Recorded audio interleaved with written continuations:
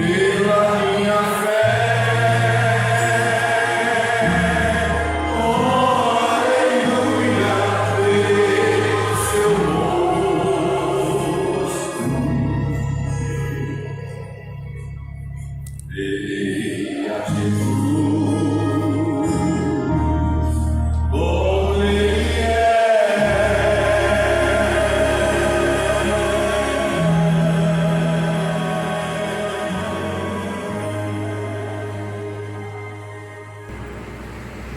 Boa noite, meu irmão, boa noite, minha irmã. Como é que você está? Como é que você tem passado nesses dias? Dias difíceis, dias de incertezas. Mas nós continuamos confiando no nosso Deus, no seu poder, na sua sabedoria, na sua infinita graça. E Ele há de oferecer o melhor para todos nós. Hoje nós estamos mais uma vez aqui para dar continuidade ao nosso estudo que temos feito na carta que Paulo escreveu aos Gálatas. O capítulo é o último capítulo desta carta que nós estamos encerrando talvez na próxima semana. Hoje nós vamos ver o capítulo 6, de versículos de 7 em diante até o versículo 10. Na semana passada, só para nós nos situarmos, nós falamos para os irmãos sobre o que Paulo falou nos primeiros versículos do capítulo 6, falando que se algum de nós for surpreendido pelo pecado, que deve ser ajudado pelos outros com a intenção de restaurar. E Paulo faz esse apelo àqueles irmãos que ele considera espirituais. Vós que sois espirituais devem restaurá-lo com amor. Então, nós, naquela ocasião, ressaltamos para os irmãos que, para alguns de nós, isso se torna um fardo, essa tentação. E Paulo diz que nós devemos restaurar os nossos irmãos fazendo exatamente o quê? Ajudando cada um a levar o fardo do outro. E fizemos uma diferenciação entre carga e fardo. Naquela ocasião nós dissemos para os irmãos que entendemos que carga é alguma coisa capaz, que somos capazes de levar, por isso Paulo falou que cada um deve levar a sua própria carga, né? Mas o fardo é uma coisa que às vezes é insuportável para a maioria de nós. É quando nós às vezes cedemos a determinadas tentações. Neste sentido, Paulo disse que nós devemos ajudar uns aos outros com a ideia de restaurar esta pessoa. Hoje nós vamos ver, dando continuidade a partir do verso 7 da carta que Paulo escreveu aos Gálatas, que diz assim: não se deixe enganar, de Deus não se zomba, pois o que o homem semear, isso também colherá. Quem semeia para a sua carne, da carne colherá destruição. Mas quem semeia para o Espírito, do Espírito colherá a vida eterna. E não nos cansemos de fazer o bem, pois no tempo próprio colheremos, se não desanimarmos. Portanto, enquanto temos oportunidade, façamos o bem a todos, especialmente aos da família da fé. Então, neste capítulo 7, nesse capítulo 6, a partir do verso 7, Paulo entra na seguinte temática, que tem a ver com o nosso relacionamento com Deus. Não se deixe enganar, de Deus não se zomba. É a chamada de atenção que Paulo nos dá neste quesito. Alguns de nós, por inadvertência, podem acreditar que o relacionamento que temos que ter com Deus pode ser um relacionamento como outro qualquer, mas isso é um engano grave, isso é um equívoco terrível. Nosso relacionamento com Deus tem que ser um relacionamento baseado na franqueza, irmãos. Deus não se deixa enganar, dele não se zomba. O que o homem semear, isso também colherá.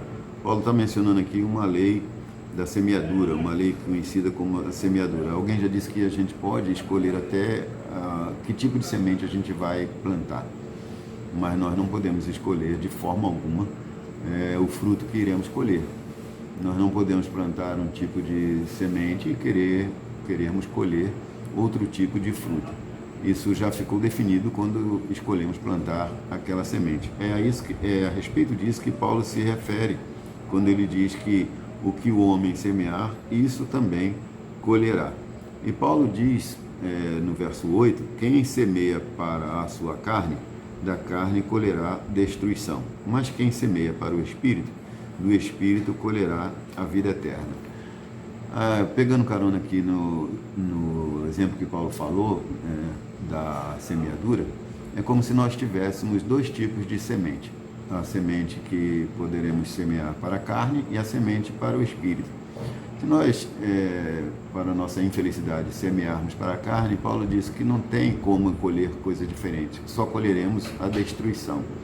Ao contrário, ele afirma que se nós semearmos para o Espírito, e o Espírito aqui está com letra maiúscula, se refere, portanto, ao Espírito Santo de Deus, nós colheremos vida eterna quando semearmos para o Espírito. O que vem a ser isso? É quando os nossos atos forem dirigidos pelo Espírito Santo de Deus. Quando nós colocarmos a nossa vida nas mãos de Deus, o Espírito dele com certeza virá ao nosso auxílio e nos encaminhará para o caminho certo, cumprindo os desejos e os desígnios de Deus para a nossa vida. No versículo 9, ele diz assim: e não nos cansemos de fazer o bem, pois no tempo próprio colheremos, se não desanimarmos. O que vem a ser isso? Não nos cansemos de fazer o bem. É porque às vezes, irmãos, fazer o bem se torna difícil, porque a nossa carne pecaminosa, ela tende sempre para o mal. O apóstolo Paulo falou em uma de suas cartas o seguinte, que o bem que eu quero fazer eu não faço, mas o mal que eu não quero, isso eu faço. Todos nós temos essa experiência em nossa própria vida, né? Como é difícil às vezes fazer o bem. Nós temos que lutar muito, às vezes, para fazermos o bem. Já o mal, ele sai da nossa boca, da nossa mente, dos nossos membros, com uma facilidade muito grande. É com muita facilidade que nós, às vezes, reagimos de forma equivocada, agredindo as pessoas, nos comportando de uma forma que o Espírito Santo, com certeza, não deseja para nós. Mas aqui Paulo faz o seguinte lembrete, a seguinte lembrança que ele nos traz. Nós não devemos nos cansar de fazer o bem. Nós devemos buscar sempre forças, energia no Espírito Santo de Deus, porque nós vamos colher os frutos. E ele diz, se não desanimarmos, porque a tendência nossa é desanimar, porque às vezes não vemos com os nossos olhos terrenos os frutos daquela bondade que fazemos às vezes para determinadas pessoas, somos bons ou procuramos agir com bondade para com elas e o retorno não nos dá nenhum prazer, nenhuma satisfação. Mas devemos sempre nos lembrar que Jesus Cristo nos advertiu de que quando nós fizermos o bem para alguma pessoa, para qualquer pessoa, nós não devemos esperar nenhuma retribuição dos seres humanos, nem mesmo dessas pessoas para as quais nós fizemos o bem. Paulo disse que Jesus disse que se nós fizermos isso com essa intenção, nós não poderemos mais esperar nada de Deus, porque já recebemos, como Jesus disse, o nosso galardão. Se fizermos determinada coisa para agradar pessoas, ou para que fôssemos vistos, para que os nossos atos fossem comentados, enfim, nós já conseguimos aquilo que queria, se esse era o nosso objetivo. Mas quando o nosso objetivo é simplesmente fazer o bem pelo próprio bem, pelas pessoas que estão precisando de nós, aí Jesus disse que o nosso Pai vai nos recompensar. Mas não devemos fazer nunca esse tipo de coisa visando o reconhecimento humano. Por último, no versículo 10, Paulo diz o seguinte: portanto, enquanto temos oportunidade, façamos o bem a todos, especialmente aos da família da fé. Penso que esta questão de enquanto temos oportunidade é porque vai chegar um momento que nós não teremos mais oportunidade de fazer o bem para as pessoas. Ninguém vai deixar de fazer o bem, nenhum cristão em sã consciência vai deixar de fazer o bem ou vai deixar para fazer o bem depois que Jesus Cristo voltar. Mas ninguém vai mais precisar de nós, nós não vamos mais precisar de ninguém, já estaremos com o nosso Senhor, aqueles que foram escolhidos por Ele, estaremos com Ele, e as outras pessoas estarão completamente separadas de nós e não poderemos fazer mais nada por elas. Então, por isso que ele diz assim, que enquanto temos oportunidade, que um dia essas oportunidades nos serão tiradas.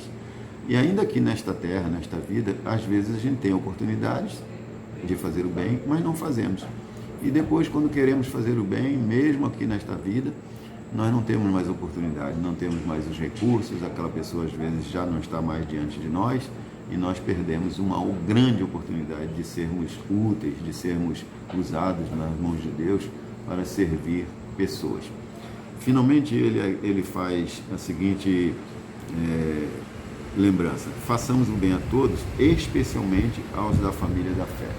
Eu não consigo ver essa palavra especialmente aos da família da fé como se nós tivéssemos que fazer uma prioridade, priorizando os nossos irmãos da nossa igreja, ou da nossa denominação, ou do cristianismo, e deixar os outros que não são do mesmo grupo, ou sequer são cristãos ou evangélicos, para depois. Eu acho que o tema não é esse, o assunto não é esse. Eu penso que Paulo está falando aqui exatamente o contrário, que se nós temos que fazer o bem a todos, como poderemos deixar de fazer o bem aos nossos irmãos da nossa família de fé?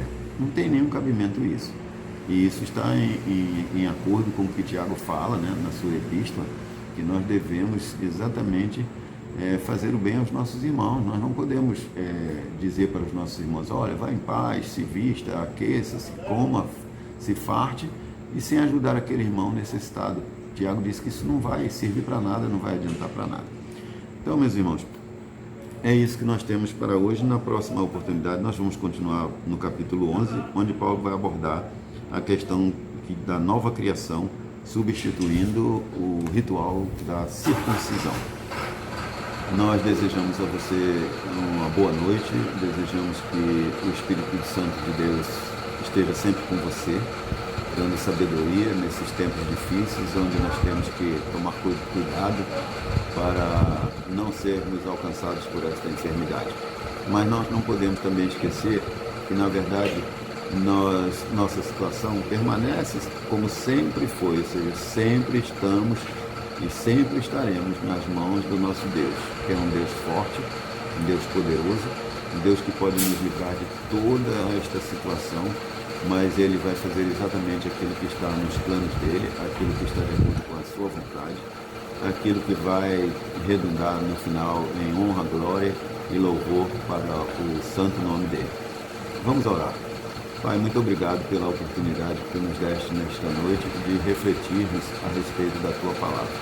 Que esta palavra possa encontrar, Senhor, espaço nas nossas mentes, nos nossos corações, de forma que nós sejamos enriquecidos por ela, de forma que a nossa estatura espiritual possa ser aumentada, Senhor Jesus, mas que tudo isso seja feito para a honra e para a glória do Teu santo e bendito nome. Visita neste momento, Senhor, cada membro de nossa igreja, cada irmão, cada irmã, cada jovem, cada adolescente, cada criança que faz parte da nossa igreja. Que eles estejam protegidos por Ti, que nada lhes falte, Senhor.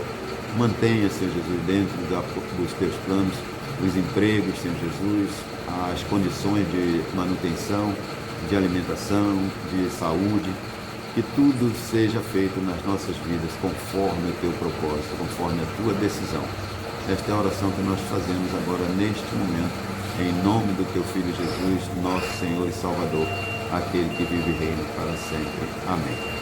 Amém, meu irmão, que Deus te abençoe, tenha uma boa noite e que tenha um bom descanso e que amanhã você esteja em forma para continuar esta vida que o Senhor nos permite nesta terra. Muito obrigado, boa noite.